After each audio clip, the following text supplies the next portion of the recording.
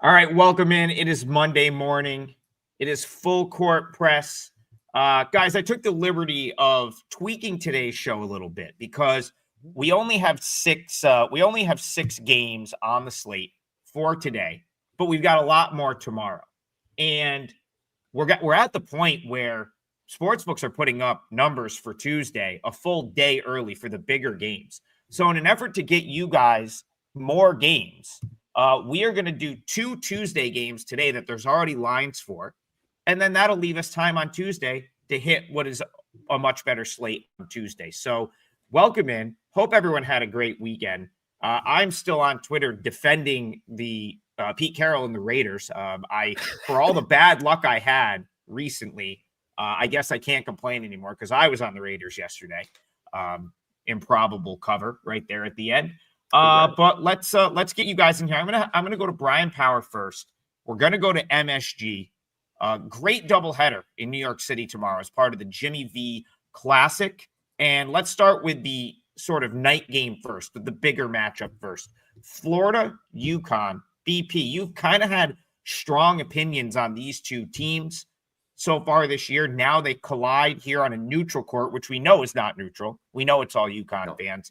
So talk to me about Florida, UConn Tuesday, but this game's already up at a lot of the legal spots ready for you to fire up. Yeah, just real quick, I'll rant, whine, kvetch, complain about it later. Apologize to anyone who was on the 5% play yesterday on the Bills. We missed the cover by half a point. Of course, they had to taunt us at the end by thinking we could cover, but alas, it did not. But we dust ourselves off. It's a new week. We're already talking Tuesday. We're going to hit all Monday's games, but the big one on Tuesday, obviously, UConn, Florida, Trig. Yes, glad that you pay attention when I talk because I have been a little lower on these teams than the market. I guess I every time we talk about them, I guess I'm saying, I'm showing a little value on the other side here. Here's where I started. Okay, I look at before you even sent over the actual lines that are posted. I looked at KenPom. They made it a 3-point game, I believe. If it was a true neutral,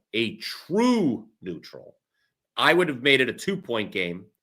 And my thought was this line's opening higher than 3. And it has at 4.5. So I'm not surprised. MSG, you mentioned UConn's already played here. They've had a tremendous amount of success here. They certainly will be motivated. This is the team that ended their quest for the three-peat last year. In the second round of the NCAA tournament, Florida beats UConn. That was Florida. Well, no, I guess Houston. That one, Florida wasn't looking so good in either the actual championship game. But UConn gave them a hell of a run in the second round. Florida won by what? Was it by 2? Was that game? Was that a 2-point game? That was the side that was. So my thought is, who's betting Florida in this game? I feel we had a discussion about this last week where there was an underdog. I can't remember how the game's escaping. We were like, well, who's betting this team? I think UConn's going to be a popular choice tomorrow, guys. And what does that mean? Well, for me, it usually means I look at the other side. But this game is going to come down to one thing. Florida's 3-point shooting. They've been terrible from behind the arc. Terrible. Cost them against Duke. It's why they were in a big hole against Duke. Remember, they lost to Duke close. They had a chance to win, but they were down by what, 15? As many as 15 in that game. So UConn's defended the 3 well. My thought on this, it's kind of a weak take. It's certainly the opposite of a hot one.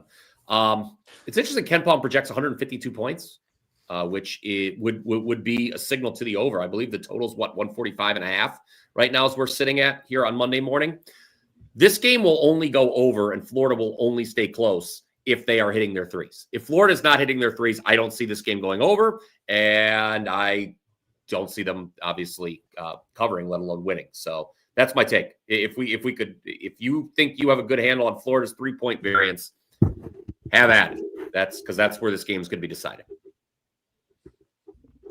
Yeah, BP, and to that point, UConn's played 3 really solid offensive teams, tournament teams already. Arizona scored 71. Illinois scored 61 with that offense, and they were fully healthy in that game. KU scored 56, no Peterson, but you get the idea on UConn defense.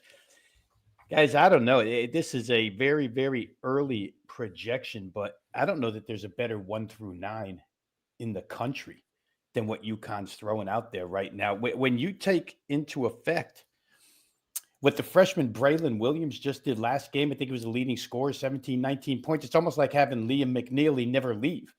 And for Florida, we always start with the front line, right? Can you match up with their front line? That's the key here. UConn certainly matches up with the front line, and it's kind of wild. They could be, you could argue, let's say that they might be better. Question, I guess, for UConn is, do you go, if you're Dan Hurley, do you go with all three bigs? Do you play Caravan? Do you play Ryba? Do you play Terrace Reed all together, or do Terrace Reed and Ryba jam up the same space? I think that question holds the same for Florida, although they're a little more used to it. But the point guard situation here is great at UConn. The shooting guard situation is, and it's deep at every position, small forward, shooting guard. They got two guys that are all interchangeable at every single position. And you know what else? They got guys that can get to the rim. In college basketball, if you have guards that can get to where they want to go, when they want to go there, then it's a huge advantage. Florida's a good team, and we're harping early this season on their backcourt not being Walter Clayton. I think in that discussion, we lose the fact that they also had Elijah Martin and Will Richard, and Will Richard's getting starters minutes at Golden State right now. I mean, that threesome right there, Elijah Martin had some highlight dunks that were crazy. So they're probably going to get better as they go along, and they'll develop more continuity, but I don't know that it's there now. I do think it's there for UConn, both offensively and defensively. I would lay this price with UConn and MSG. Adam said it's going to be all UConn. They will travel. I don't know. MSG holds like 18,000. They'll put 15,000 Husky fans in that place without fail. So to me, I would lay the price. I think, Brian, you're probably on. I actually wish, or no, actually the reverse. I'm happy that the total is that high. I just listed off the defensive efforts UConn had against teams equally as good as Florida offensively. And those games got nowhere close to 151.5, nowhere near close. So probably a look at the under, but definitely a look at UConn here. I think they've both been through the rigors early this season, both played some really tough teams. But when I go personnel and start matching this thing up, UConn's every bit. They do what Florida does best just as well, and then they're better in the backcourt. Real quick, Trig. It's Monday morning. Little math mistake by yours truly that I just want to pick up because people in the comment section may already be yelling. Ken Palm has this projected at 147. I had it at 150. As soon as I saw, I was like, man, he's usually it's usually not that off this weekend. Or pardon me, Ken Palm's usually not that off on a total, and I was like, it's kind of weird. But no, he projects it at 147. And in fact, I just did it wrong, Brian. I'm telling people bet under 151.5 with the number. Well, no, because I had said 152, so 151. So yeah, so there we go. You get the idea. UConn and under if you're me.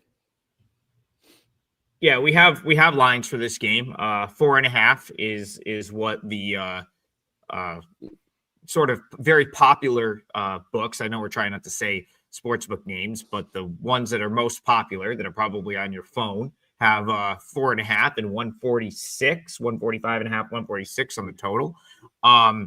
So it's hard to think that this is anything other than a UConn. If Joey Cheese were in the chat right now, he'd be like UConn by double digits. Like he wouldn't even allow us to think anything. And honestly, he'd probably be right. Last time he said that was the Illinois game, and it I believe that was also at MSG, and they sort of easily won that game. UConn, their one loss this year, they didn't have Terrace Reed, and they got out rebounded 39-19 by Arizona. That's probably the only way Florida wins this game or even covers. So to go back to Rob's point, like Hurley doesn't mess stuff like this up. I've said this a million times. Like one of his biggest strengths at UConn is he essentially retains his coaching staff every year. So it's like all these UConn assistants could go and take jobs like in the NEC or in the Patriot League or in the MAC. Like they would be, they would all get jobs instantly as head coaches, but they would rather stay at UConn because they have literally built, I mean, Rob, as you know, they call Storrs the basketball capital of the world. They've literally built like a destination where it's like they're only going to leave for like an elite job at this point. And because of that, he's got this excellent coaching staff. And I trust Dan Hurley won't get it wrong, right? Like go back to the NCAA tournament last year. Dan Hurley had as good of a game plan for Florida as anyone did that whole tournament. And arguably should have, a couple shots fall in that game. Florida's not your national champs.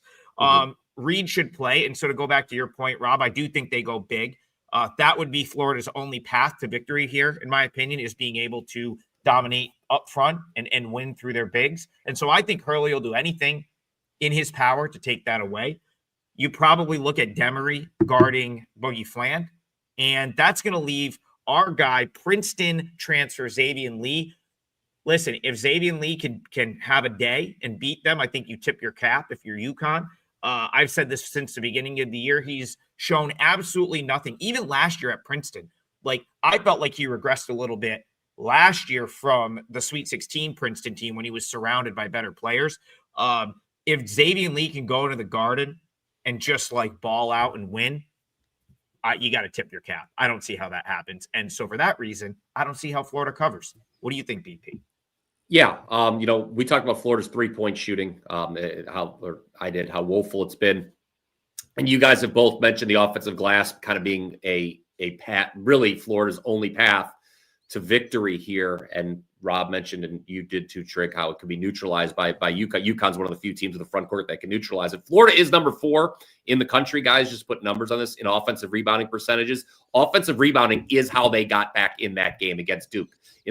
Particularly in the second half, I think they had 13 second chance points in the second half alone. They out rebounded Duke by 11, including 22-11 on the offensive glass. You mentioned Lee. He's not even averaging double figures this year, is he? He had a horrible game against Duke. 1 for 10 from the field, and he is averaging now 8.4 points per game. And so that's another thing. Can he step up? There's a lot. The more we talk about this, things almost have to line up perfectly for Florida, it feels like. It's kind of scary how much we're writing them off. That is what Xavier Lee is. Not everyone can play up.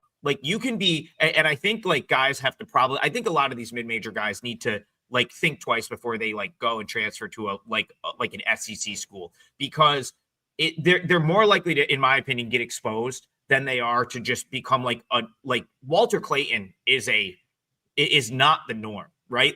Leaving Iona, but also you kind of look at Walter Clayton and you're yeah, this guy could probably play at the next level. You look at Xavier Lee, he looks like a high schooler a lot of times out there. He's not very big, and it's it's one thing to dominate in the Ivy, but now you're playing in the SEC. It's just I think he's exposed, and I think what you're seeing is what you're going to get from him all year. I don't think it gets better than that. So now, I would continue to fade. Yeah. Just to reverse what you said about Xavier Lee, and if he has a big game offensively, so be it. I'd worry more. I would worry more about him on the defensive end against these penetrating UConn guards, because if Xavier Lee gets in foul trouble here, where are they going as far as ball handling is concerned? Florida, it's going to be a big deal. The UConn backcourt, the pair of point guards, are the leading free throw attempt guys on this team, 63 free throws combined. They'll get to the rim, and I don't know that Todd Golden's going to go to any zone against the UConn Huskies. So I don't know. I'd worry about Lee on both ends, tell you the truth. And if UConn can neutralize the front court, like I said, I wouldn't be surprised if this 4.5 elevates, guys. If you want to bet it now. You might be seeing 5.5 tomorrow. I was just going to say that, I'm sure we'll just mention the line at least on tomorrow's show, Trig. We'll just kind of come back to this. I'm very interested to see, because the way we're talking, the way the chat's talking, the way that I don't think we're, uncovering, any shocking viewpoints here, what we've been talking about. I think a lot of people are going to look at this matchup and assess it the same way. I think it does stand to reason that over the next 24 hours, UConn will take money. And yeah, I think Rob's point's well taken. If you like UConn, I would probably bet them sooner, much rather than later, because this line to me only goes up. All right, let's go to Garth. We are going to rattle through the 6 Monday games. We our parlay, even though we're going to talk 2 Tuesday games today, we will find a parlay that's all entirely tonight. I don't know how we're going to do that, but we're going to do it. So we will get you a 3-teamer out of the 6 thrillers that are on the slate tonight. I was going to use this as today's feature. This is on SEC Network. So we'll start here for Garth. He says thoughts on Southern team total under 67.5 tonight. I'll go to Rob here for the total angle. I was tempted when this hit 22 to take Southern. I know BP would probably agree with that. I was. Reason being, Southern hasn't played in a while.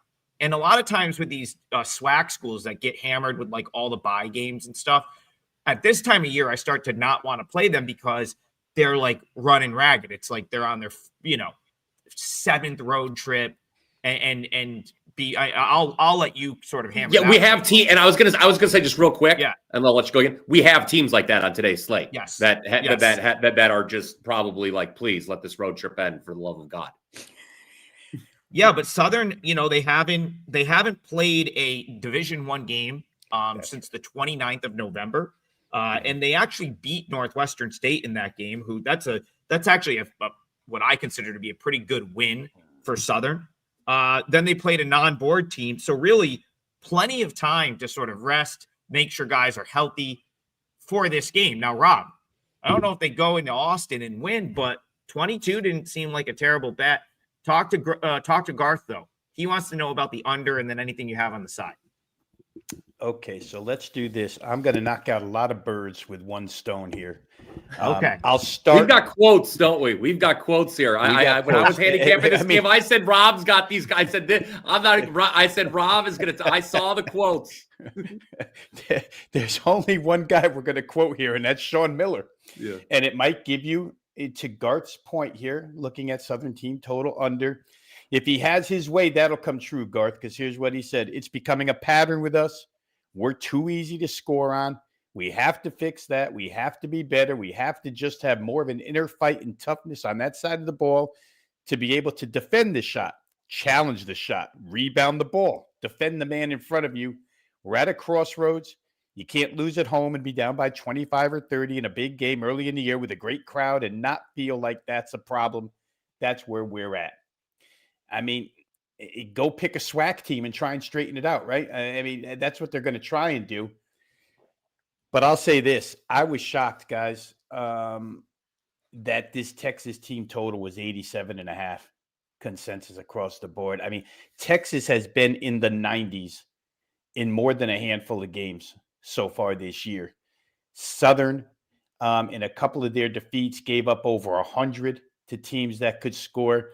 It just seems like an ultimate beatdown here where Texas, as far as their offensive end is concerned, not the full game, but 90 doesn't seem out of the realm of possibility at all in this matchup. Adam just mentioned that Southern's resume, at least the win column, is built on JUCOs and NAIA teams. So not a lot to judge from there. I think that Southern, for the most part, because they play track meet style, it's 39th in adjusted offensive pace so far this season for Southern. If you're going to give Texas that many opportunities, and when Sean Miller starts quoting defense, honestly, I think you can calculate into your handicap some steals that lead to buckets, not turnovers, but steals where they poke the ball away and get out on the break, et cetera, defensive rebounding. So when I said I'm going to kill a few birds with one stone, I'll take the first pick of this parlay out of our huge cat litter pile that we have here to choose from. And I'll give you Texas offensively team total over 87.5 tonight. Whether or not 22 comes into play, I'm not sure, because they are that ragged defensively to start the season. And maybe the time off helps Southern. But yeah, these SWAC schedules are wild. I think, I'm like you, Trig, in that I thought the spread was a little too high, but I also would concur with that. I think the better way to play this would be looking at a team total. Like you said, just, Sean Miller going off on his defense, the quotes Rob read, that had to do with the fact, Texas was just horrible against Virginia. They were down by as many as 27 in that game. They let the Hoos go 50% from three, 12 of 24. So decent volume that they shot 50% at, and then 38 points from Virginia's bench. Now, I don't think Southern's bench is particularly deep.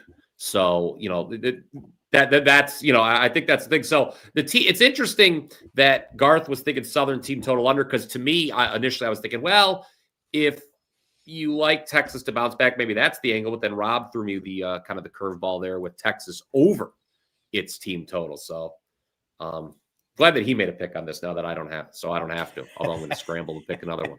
You get the other 5 to choose from. Yeah.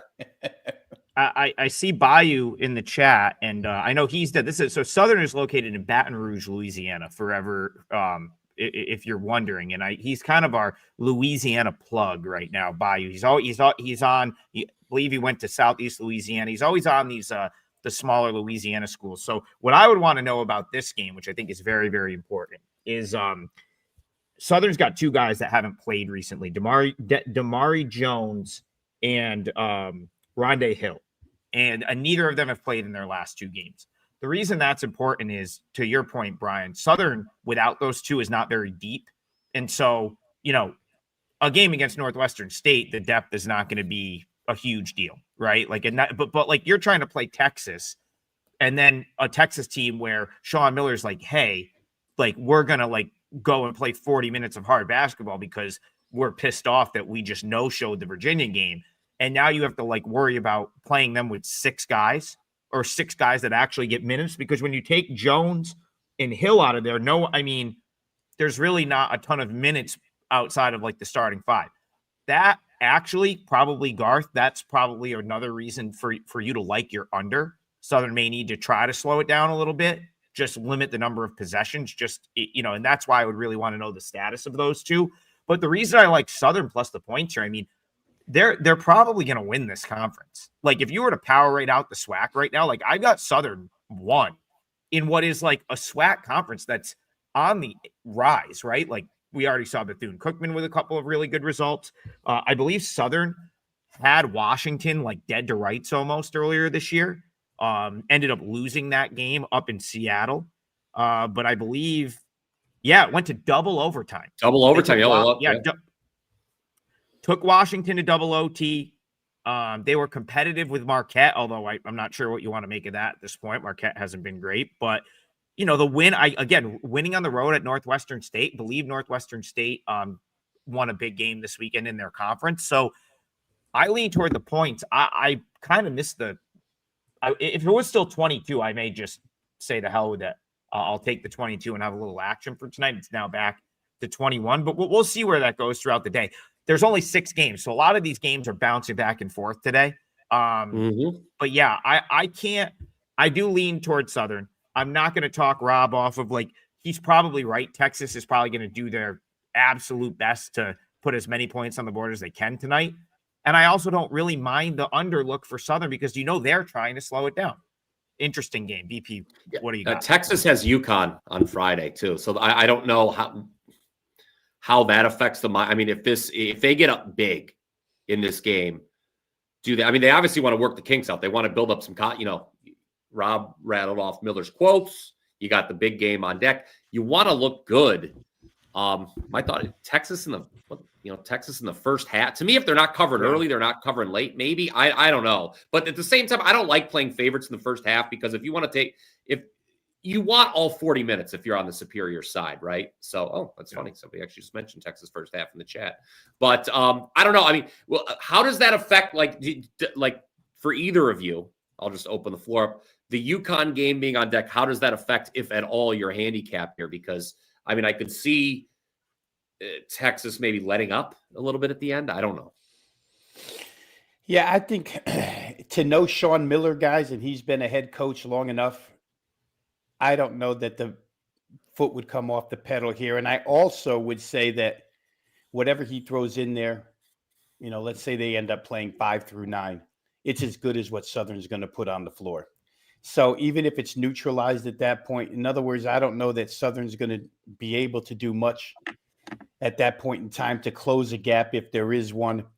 And I don't know they'd be able to do much to gain ground on a gap if there is one. If there is no gap, guys, they're going, if plus 21 comes into play, and let's say this is a 15-point game with 4 minutes left, starters aren't coming off the floor anyway. So I just think the pace that this game, and Adam mentioned maybe Southern shorthanded would try to slow it down. I'm just not a believer that an underdog can go into somebody else's building, a sizable underdog like this, and dictate pace for any length of time. Maybe a little bit, but Southern is what Southern is. They're going to run. Texas is going to run back because they're unafraid of this team. So hopefully 87.5, 88 points get us there. But I thought it should have been in the 90s somewhere. I mean, listen, don't tell Southern they have no shot in this game. Like, they're going to show up and think that they can compete. Listen, they're all seniors and grad transfers. They've got a guy scoring that's averaging 22 points per game that can absolutely fill it up, in Michael Jacobs. Their entire starting five is seniors.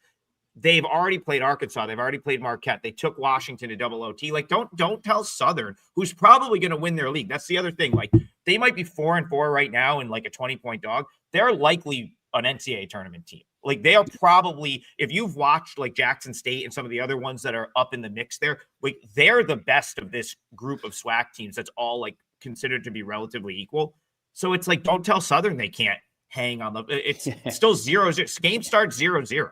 I wouldn't want Texas first half. And Ken Palm backs you up with that, Trig. If that makes you feel any better, or maybe it doesn't. And but I do think, Southern to your point, Adam, team, that their ticket to a cover is to reach 70. Honestly, it's why I have a hard time at 67.5. I think that's their way to get there. Play their brand, get to 70, maybe lose 91-70, 90-70, and get a cover. Yeah, and to Bayou's point, this is probably listen, I had it queued up, Southern plus 22. And the reason that I was like, man, do I really want to do that is not if they still are without Jones, and maybe those guys will play, because Jones and Hill, like, the new thing now is if you have guys that are a little bit, dealing with injuries or just not guys you want to risk, you don't play them against the non-board teams, right? If you're playing a non-D1 team, you just keep them out. So I'm not really, but they also missed, I believe, the Northwestern State game, or at least one of them did. That's my concern. If they had those two and they had an 8-man rotation, then going to Bayou's point, Southern would be able to push the pace, which is what they want to do. And if the shots are falling, they're probably in this game. My only concern, the reason I haven't bet this yet, is they're still a little bit shorthanded. They're trying to do it with 5 or 6 guys, and then over 40 minutes, they just run out of gas, and suddenly they're down 20, and you're sweating out those final couple possessions, hoping the Texas walk-on dribbles off his foot so you can cover 22. So, just real quick with the lay of the land and the SWAC, Trig, Southern is the top-rated SWAC team at Ken Palm, number 200 in net rating. The only other SWAC team higher than 270 in net rating is Bethune-Cookman, who we've talked about before. After that, it's kind of a precipitous drop to the rest of the pack. All right, let's move it along. There's another power conference team playing today. I need to be publicly shamed on this show. I bet Kansas State over the weekend. After all the shit I talked about that team, I'm a little surprised which I'm right about. Listen, I couldn't get over the fact that I thought Seton Hall was the perfect matchup for them. I really did. Like, team that doesn't, offensively isn't elite. Kansas State can shoot over them a little bit, negate some of their defensive edge. The game's in Manhattan, and Seton Hall just went and punched him in the mouth. Kansas State had no shot, no answer. I need Rob to co-sign on this, because I don't just give out team totals. That's not a trig type play, but there's been a pretty big move on the spread here. I saw someone in the chat say Kansas State's probably closer to 100 than 90 tonight. I very much agree with that. I think Kansas State can name their score tonight against Mississippi Valley State. I think they probably will. I would be shocked if Kansas State doesn't drop 100. And the reason why is, like, I still think this team sucks. Like, they're a bottom 5 team in that Big 12. Like, they're not a good basketball team, but they've got guys that can shoot the 3. They haven't made a 3 in like 3 games, but or 2 games. Bowling Green, though, is very good defensively, and Seton Hall just they will defend the crap out of you. And I think that really, like, PJ Haggerty looked like he wanted to cry on Saturday, like coming off when he had 1 point. Today, here's what's going to happen today. Mississippi Valley State plays a zone. It's like they will play zone for 40 minutes. And they essentially are going to go out. Kansas State, it's going to be shooting practice, because Mississippi Valley State's going to sit in their zone and essentially just let them take threes. It's their only that's what they will do. I'm telling you that's what they will do. They have no other choice. And it's what they do every game anyway. So to me, Kansas State, part of the reason they haven't been able to make a shot is Bowling Green's a good defensive team. Seton Hall is a very good defensive team. Now the shots are going to be wide open. And I think there's going to be no end in sight. I think once they start falling, they're going to be like, this is fun. We remembered that the ball can go through the hoop and it's going to be a party and they're going to score 100. So unless Rob talks me off of it, my parlay leg will be Kansas State team total over at any number, as long as it's lower than 100. Yeah. And first thing I'll say, Adam, is absolutely correct on the assessment of Kansas State. And the reason why when I looked at that Kansas State Seton Hall game, and I think we saw it just confirmed everything about Kansas State. And they're in the Big 12. To your point about them being bottom 5, bottom 5 team. They might be bottom 3 because in Terrible. the Big 12, if you don't play defense, you don't win a game. In that conference in particular, it's all defense all the time, and they just have no desire to defend, period. And Seton Hall is tenacious. Kansas State is not. They don't, they're in a street fight. They're the guy running the other direction. They're going to try and score. They're finesse. And against this team, I guess they could do it, right? The number is a hair bit. You're asking for 100 now, right? 96.5, 97, whatever it is. I'll be shocked. It's probably going to be 110 or 120. I really think they could put 120 up tonight. The other side doesn't anything under 100 is low.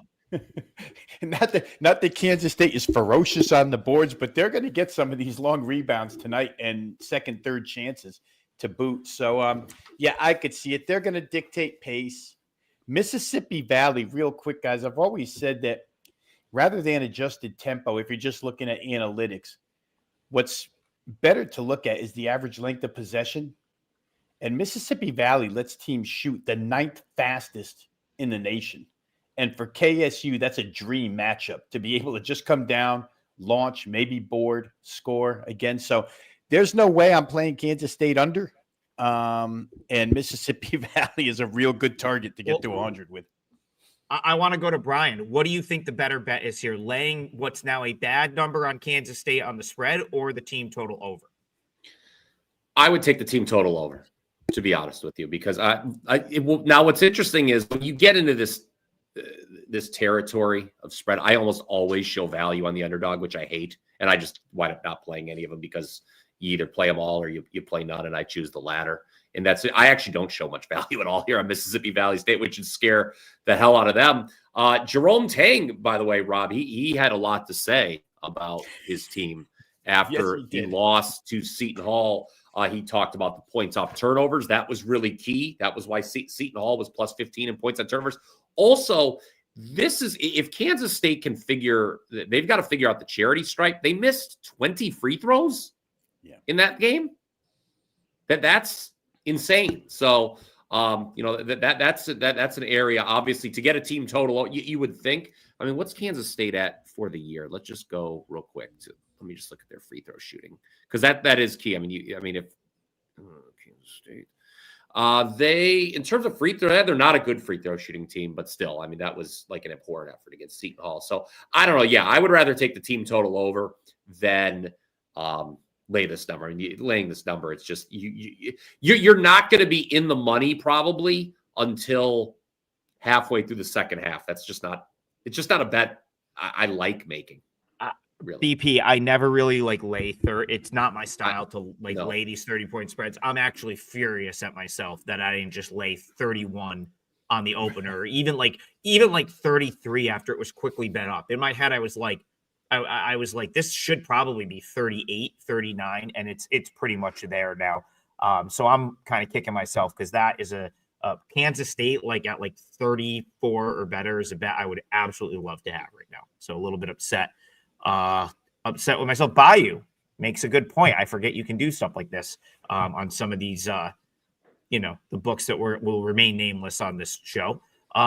He says you could honestly parlay the team total down and spread down to even money. Yeah, if you have a book, if you could do the same game parlay type stuff or prop builder or whatever you have on your book, and you can do that, that sounds pretty good.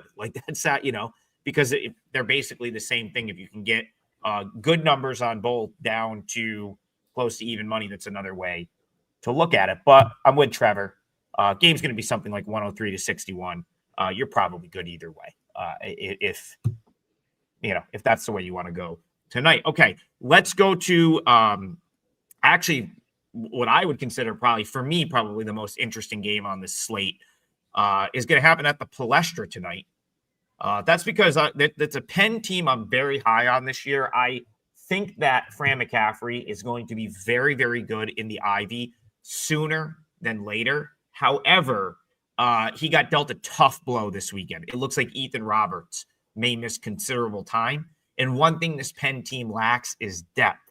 So BP, your hand is up. Talk to me a little bit about Penn Lafayette and what Roberts out of that lineup means to this game. Well, yeah, I actually didn't know. And before the show, I said, I assume someone's out for Penn, Trig, because I don't understand this line, the way it's moving. And then you talked about that before we went on the show. And it's a point because, I looked at Penn, what I had circled is this is a team that comes in, they failed to cover 3 in a row. They're at home. It's kind of a short number. I was like, okay, but this injury concern is very real. And the other thing too, with Penn, Trig, they've shot the lights out so far from 3. They're, I believe, like top 10 in the country right now from behind the arc. And it's at a very high percentage. You're talking about almost 42%. That's something you're not going to sustain over the long haul. So with the injury, likely 3-point regression, I'm just walking away from this game in general. I don't know. I knew something had to be up when I saw this number was way too generous. So no, thank you. I got nothing now. Even without Roberts, they do have a trio that shoots 42% or better. All 3 guys, they're going to do what they do. And it's very possible, you look at what Penn puts up for points here, that this game could still get over the total. I think what gets lost in the shuffle a lot when a star offensive player is out, is that it also affects, Adam mentioned, depth and defense. So the other side is probably going to score more than they normally would against Penn, which is not a good defensive team to begin with. It's not necessarily something that Fran McCaffrey has in the bag. It's generally outscore the opponent. I could almost see this game still getting over despite the injuries, guys, or the injury. Mm-hmm. Lafayette, somewhat weak schedule, but when you look at teams that can score a little bit, St. Joe's isn't even really a scoring team. 85 against Lafayette, Texas 97, Cornell 97. Cornell and Penn somewhat similar in the style that they'll play from an offensive brand. Monmouth 88. They give up a lot of points, and their games get up there in totals when they're against a team that plays this sort of offensive-minded basketball. So for me, I might still look at this total getting over. It's on my list. And it is interesting, real quick here, I'll say, to open at 153, know that Ethan Roberts isn't playing, and the total still sits at 151.5. It's only adjusted 1.5 points. Tells you all you really need to know. When you break this game down, it could be higher scoring for Lafayette. Let's just take a quick look at their team total. 73.5. To get 74 against Penn, which would be depth shy, is not really an issue. And then the other side gets there. So I could still see 151.5 being an overplay here. Yeah. And listen, I could still see Penn being a play. Like I'll be perfectly honest. If I was running better, now I did go 2-0 yesterday. I have to stop the presses. I did go 2-0 college basketball, but if I was running better, I would just say to hell with it. I'll lay 5 with Penn. It got down. One of the books was as low as 4.5, and I was looking at that. I'm like, you know what? Do I still just do it? Someone in the chat brought this up. I'm glad they did, because I was going to bring it up and forgot. Lafayette and Ball State earlier this year played a game that probably made Dr. James Naismith, God rest his soul, wish he never hung the first peach basket. This was one of the worst shooting games, and it's one of three Lafayette wins this year. The teams combined were like 15% from 3. It was like almost like it was even lower than that. I think it was something like 4 for 40 or so. It was a 55-37 final. I think one of Lafayette's other wins was against a non-board team as well. So this is not a team accustomed. you just look at the Lafayette side and you only have to lay a short number against a team like that, even without their leading scorer. I don't know. I guess it is pen or pass. If the number gets lower, Trig, I mean, it's going to tempt me. I'll say that right now. It's going to tempt me. So I guess, like, again, the only reason I didn't play this when it hit 4.5, because I always had the presence of mind to be like, okay, got to play back at that move. That's too big of a move. Is because going into the season, I said, all right, Penn has no depth, but that trio of Roberts, TJ Power, and then Zanoni are really good. And so basically, Penn's got like 3 or 4 guys that are studs. Everyone else is a traffic cone. Like there's not much else that they're just out there, right? They're not really contributing to like the greater good. It's really just all like, if you've watched Penn, like, it's really like everything revolves around those 3. And that's what kind of keeps me off here, is like Roberts is like the hub.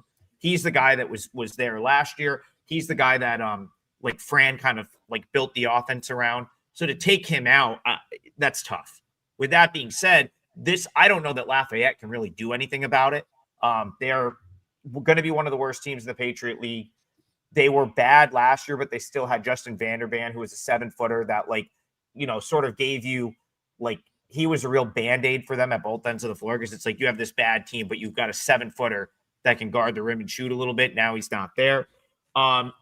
Fran still plays no defense. That hasn't changed. So that might speak to, like, why this total hasn't moved and why Rob likes the over. We look at games that are a little bit comparable. I bet Cornell earlier this year when they played Lafayette in this same price range. Lafayette gave up 97 points to a Cornell team that just is out there. They just chuck. Like, that team, they're a less skilled version of what they were last year too, but they're just chucking shots up. Put up 97 against Lafayette, no problem. And I remember watching that game, and it was like, I just want to see if I can pull. Yeah, like Cornell just out-rebounded them, and they're not even a great rebounding team. It's like, that's what I think you're going to see here. So this is one scenario where I don't think Roberts out is going to, like, I still make the number 9.5 with him out. I was at 12.5 with him in. So it's tempting. It's tempting, BP. So I don't know. I guess check back. I'm guys. I don't know. I may play it later. I'm not ready to play it now, Penn. But I think the rules of the show, Trig and Rob, are that I have to give out something to complete the 3. Why don't you give out a parlay leg, and we'll close. Let's. I think that works. So let's do it now. Let's. And it's one of the games we haven't hit on. Let's go over 153 on South Carolina State, Charleston Southern. I think this is going to be an absolute track meet. Both these teams play fast. You're talking top 85 in the country in adjusted tempo. Neither of them play any defense. And here are the keys, further keys to the matchup, guys. South Carolina State, they're going to get a break here. They're not going to have a lot of empty possessions, at least relative to what they normally do. Charleston Southern, guys, dead last in the country in forcing turnovers. So that's huge. For the South Carolina State side. Now, big for Charleston Southern is they're a much better, as most college basketball teams are, much better three-point shooting team at home. They're, as a matter of fact, their three-point shooting jumps 10% at home relative to where it is overall. So that's noteworthy. Also, in addition to the 3, where Charleston Southern can pick up some points, offensive glass. South Carolina State's one of the worst defensive rebounding teams in the entire country. They're one of the just worst defensive teams in the country, period. So I look at this matchup. It's 2 up-tempo teams. Neither of them are worth a damn defensively. I think they're going to go up and down the court. Not a lot of stops, not a lot of empty possessions. As long as one of these 2 teams doesn't have an ice-cold night, then I see no reason why we don't get up and over the 153. On South Carolina State, Charleston Southern, my leg of the parlay to close things out.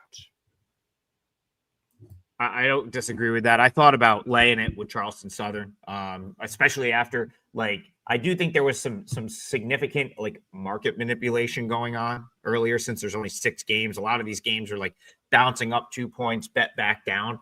Mm-hmm. Like, there's still 8.5s out there with Charleston Southern. Like, this is a pretty, they're capable offensive team. I mean, they have I think it's Alon Sumler is still there from last year. Like they had better scorers last year on the Charleston Southern roster, but he was one of them, and he's still there. Like he'll be the best player on the floor. Feels a little square to be like, well, let's just lay it against the 0-9 team.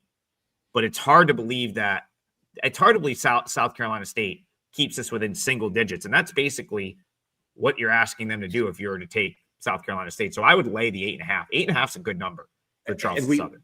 We talked about SWAC also applies the MEAC, where South Carolina State's from. These road trips. South Carolina State, just for those who haven't been following, they're 0-9. 8 of those games have been played on the road. This will be their 5th straight road game. They've gone South Dakota, Missouri, Winthrop, Bethune-Cookman. They've been just annihilated in each of the last 3. You have to wonder, and again, I think it speaks well to not only what you just said, Trig, about maybe wanting to lay it, but to my play on the over. You have to wonder what South Carolina State has left in the tank, and where does that affect you, Rob, defensively, right? I think we're going to see tired legs from them. I just don't think we see a lot of defense in a fifth straight road game from a bad team that is bad defensively to begin with. Yeah, and I think it was it was Patrick maybe that was on the team last year that's no longer there. But as Keith points out in the chat, Bryson Blaine is awesome. Like I think he's averaging like 21 points a game. So they've replaced the scoring from last year. Like I actually think they're going to be better than a lot of people think once they get into conference play.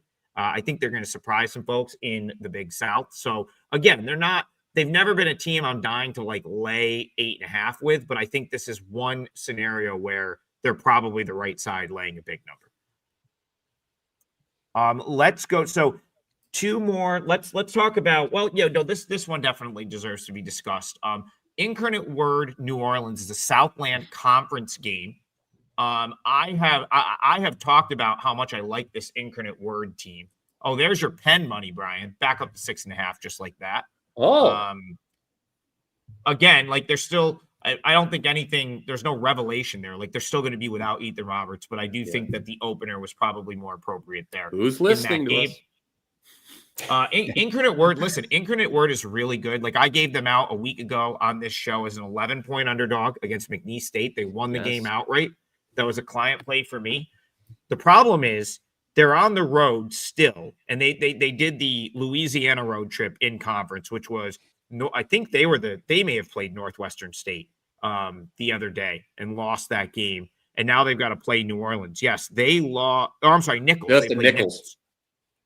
Still a Louisiana team, so they lose to Nichols.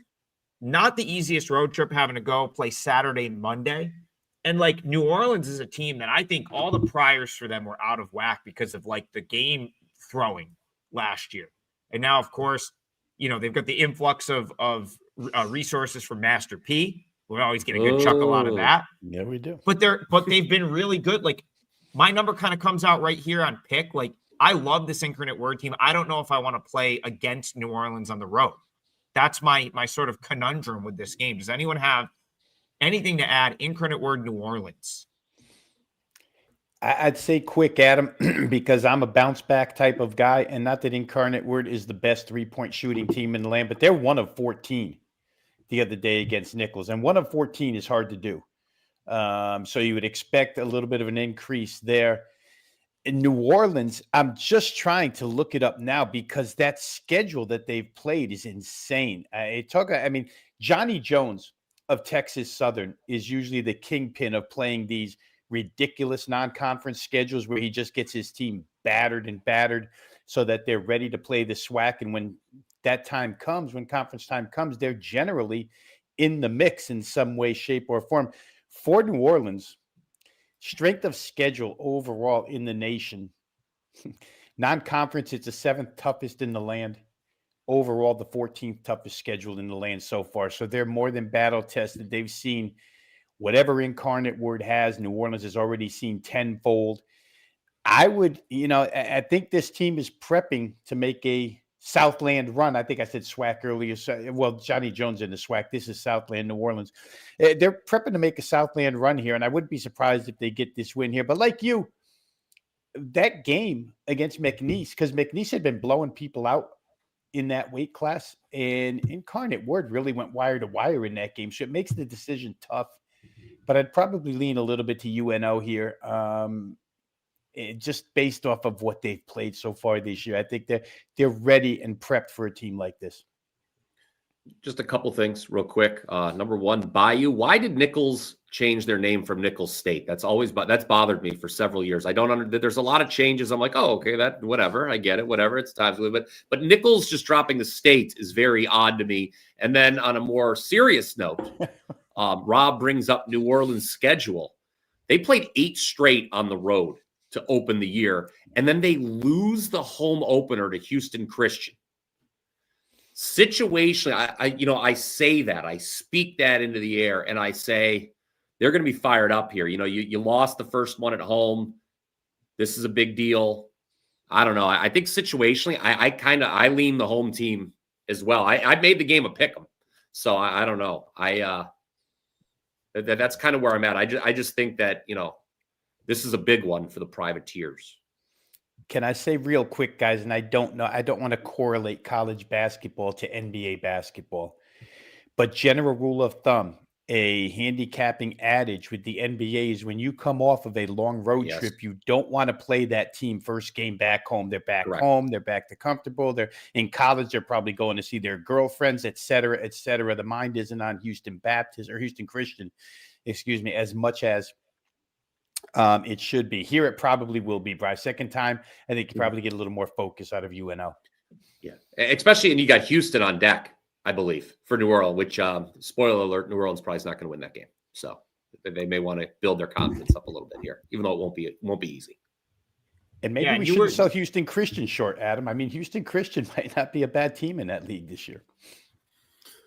Yeah, you were talking about the lack of 3-point shooting for Incarnate Word in the game over the weekend. Like, I mean, that is how you want to play Incarnate Word. Like, you want them to shoot threes because, like, they'd prefer to go off the dribble. Like, Taj Tavesky is the guy that I talked about that transferred there. Canisius guy. Then he went to Cleveland State. Cleveland State coach leaves for North Texas. He decides to go find a new home, third different school in 4 years down at Incarnate Word. But that team doesn't want to just be chucking threes. They want him going off the dribble, Jordan Pike getting in, kind of getting in the lane and creating, Bailey. Like, they're all guys that are probably better served taking you off the dribble, trying to get to the hoop. So the fact that, Nichols was able to force him into some threes is great. New Orleans does have some bigger bodies that they can, I saw they finally started playing the 7-4 transfer from Oral Roberts. I believe he's now played in like 4 games for them. So, you can deny the rim a little bit there. And they have some athletes. Buckley and Benson, are the 2 best players on this team. If their guards can just defend the Incarnate Word guards a little bit, turn them into like a kick 3 type team, that's a recipe where they could potentially win the game. Very interesting game. I don't know if I can get involved either way there. That's going to be a good one. One left. All right. One left. I don't know if we'll, we don't need to get to more Tuesday stuff today because there is a Tuesday show. So we might as well just finish out the Monday slate and then recap the parlay. Sure. So the final game is Grambling Southern Miss. Brian, is this where you were going to kind of bring up some scheduling stuff? This is another SWAC school in Grambling that's played a lot of basketball. Yeah, I mean, well, we've talked about South Carolina State so far. We just talked about New Orleans, and then with Grambling, let's bring up the schedule here real quick. They have played, this will be their 5th straight road game as well. Now, there's been some time that goes back all the way to November 18th. They played San Diego, Cal Baptist. Was that might have been a MT? Was that an MTE or were those true road games here? I don't have that up, actually, unfortunately. Hold on, I can bring that up real quick, though.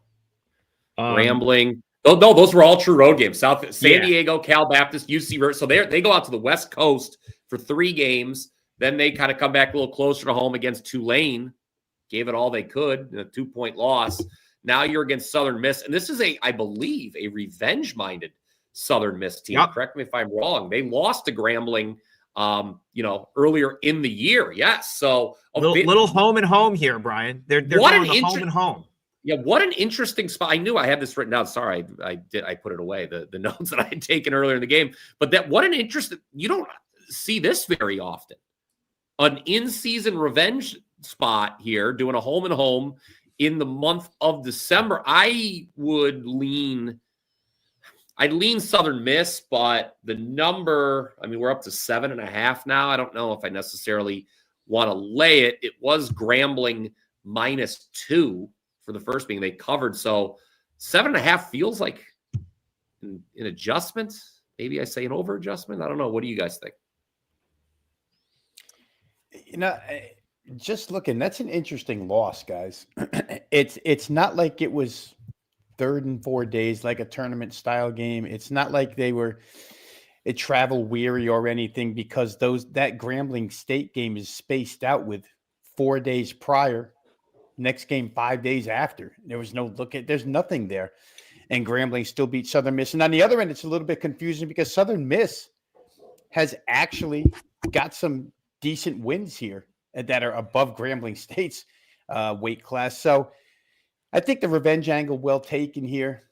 Southern Miss likely remembers that in that particular game, guys, just to go through some numbers, 25% from 3, only 42% from 2.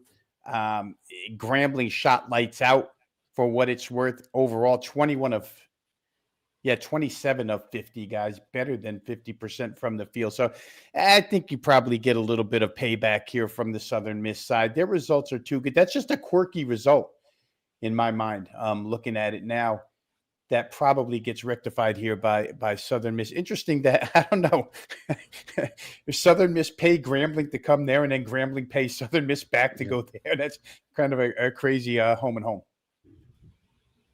Yeah, it's something that usually you'll see it from some of these like schools that are in very remote parts of the country. Like UTEP and New Mexico State did this for a lot of years. Yes, that's right. That's right. Where they would play a home and home.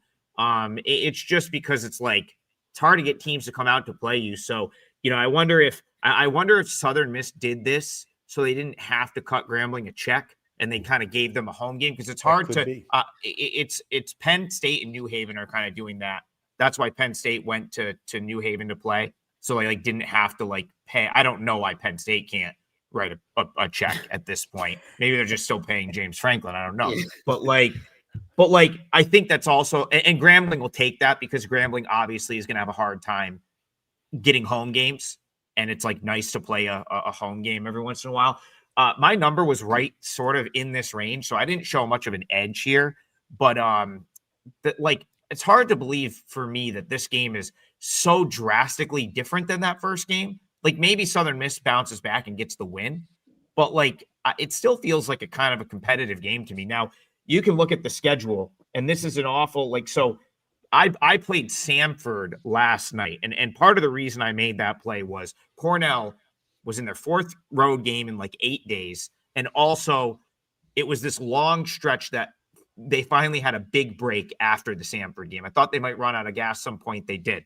That's kind of the position that Grambling is in right here, where it's San Diego, Cal Baptist. They went to California.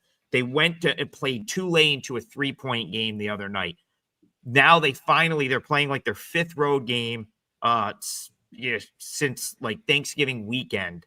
And they've got 10 days off after this. So is this you know what I mean? Do you get this? Is this the point where if they go behind, it's almost man, we really need that 10 days off and they just kind of get smashed? That's the concern.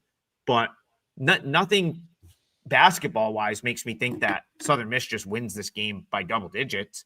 So I would probably lean toward the dog, although, Bayou saying, yeah, after all the Grambling road games, they get 10 days off. They might, this could be a Grambling first half, Southern Miss second half type deal. Interesting game. Tough to figure that one out, in my opinion. Hey guys, real quick here. I know we're pressed on time here, but the total came out a little bit shy. I mean, they play one time, they hit 145. Total comes out in the high 130s, gets bet up. It's still only at 42.5. You go through their schedules, just weed out the non-Division I teams. And both sides are 5-2 above this particular number, 142.5, 10-4 combined, 71% of the time these teams are getting over this number. So maybe the early money was right. Maybe the early money saw a little bit of value since the first game hit 75, 70, 145. And that was with Southern Miss horrific shooting.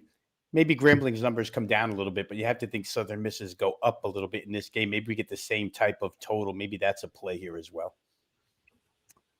All right, let's call it. It's just about the hour mark. Rob, what is that Kansas State team total over so I can appropriately read it off here? I think I had it earlier at 96.5, but let's get it correct right now. It shows... Oh, wow, Adam. They bet it even harder now. Well, let me get you a consensus. No, I see a 96.5. You got it, bro? Yeah. Yep. I see a 96.5. All right, we're going to roll with 96.5. Yeah, shop around. There's going to be 100 points in that game. I'm not really worried about that. But by just Kansas State. So I'm going to go my parlay like Kansas State team total over 96.5. Rob Bino's going to go Texas team total over 87.5. And Brian Power says over South Carolina State, Charleston Southern over 153.5. It looks like there's the sort of standard right now. We need points tonight, boys. Yeah, Everyone's I was just on and thinking over that tonight. So let's fill up the stat sheet. Start the week off with a nice 3-teamer. We will be back tomorrow. We also hit, if you missed the beginning of the show, we hit the UConn Florida game to start the show. So check that out. That's already offered at Sportsbooks. Don't forget to like and subscribe. Add a comment while if you want to watch the replay. It all helps. And we'll see you back here in the morning for more Full Court Press. Take care, everyone.